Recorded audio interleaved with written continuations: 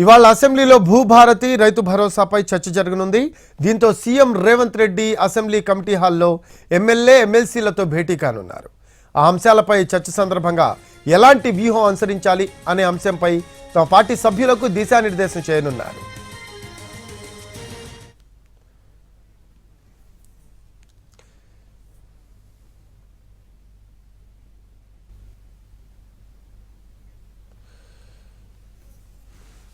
Telangana assembly media point నుంచి more updates అందిస్తారు మా కరెస్పాండెంట్ చారిని అడిగి తెలుసుకుందాం. చారి,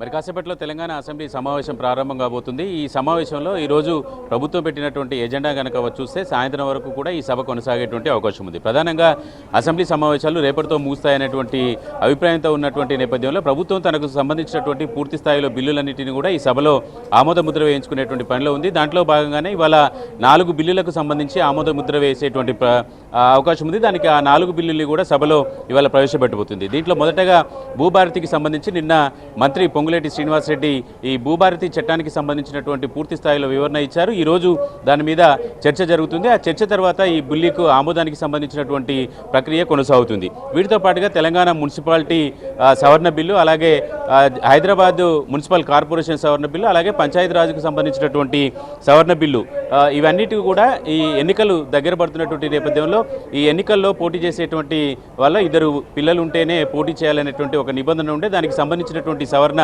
ప్రభుత్వం చేస్తుంది. ఎంతమంది పిల్లలున్నా ఎన్నికల్లో పోటీ చేసేందుకు వీలు కల్పించేటువంటి సవరణలుగా మనకున్నటువంటి సమాచారం. ఇక ప్రభుత్వం షార్ట్ డిస్కషన్కి సంబంధించినటువంటి అంశాల్లో 2 అంశాలను ఎంచుకుంది. ఇటీవల అసెంబ్లీలో ఎవరు ఏ ప్రభుత్వం చేసినటువంటి అప్పులు ఎన్ని అనేటువంటి సంబంధించినటువంటి చర్చ జరిగింది. ఆ సందర్భంగా బట్టి విక్రమార్క, హరీష్ రావు మధ్య జరిగినటువంటి సవాళ్లు ప్రతి సవాళ్ల నేపథ్యంలో అసలు ఈ అప్పులకు సంబంధించి అప్పుల చెల్లింపుకు సంబంధించినటువంటి అంశాల మీద చర్చ పెట్టాలని ప్రభుత్వం నిర్ణయించింది. దాంట్లో భాగంగానే ఇవాళ స్వల్పకాలిక చర్చలో మొదటి అంశంగా ఇది తీసుకుంది. ఇక రెండవ అంశం రైతు భరోసాకు సంబంధించినటువంటి అంశం. రైతు భరోసా జనవరిలో రైతు భరోసా నిధుల్ని రైతుల ఖాతాలోకి వేస్తామని చెప్పేసి సీఎం రేవంత్ రెడ్డి చెప్పినటువంటి నేపథ్యంలో ఈ రైతు భరోసాకి ఎవరు అర్హులు, ఎవరిని అర్హులుగా ప్రకటించాలనే దానికి సంబంధించి కొంత cabinet sub committee deputy CM బట్టి విక్రమార్క అధ్యక్షతన కొన్ని జిల్లాల్లో కూడా పర్యటించింది. అందరి అభిప్రాయాలను తీసుకుంది. అయితే ఈరోజు అసెంబ్లీలో అన్ని పక్షాలకు సంబంధించినటువంటి సభ్యుల అభిప్రాయాలను కూడా తీసుకున్న తర్వాత రైతు భరోసాకు సంబంధించినటువంటి విధి విధానాలు ఖరారు చేసేటువంటి అవకాశం ఉంది. కాబట్టి ఈరోజు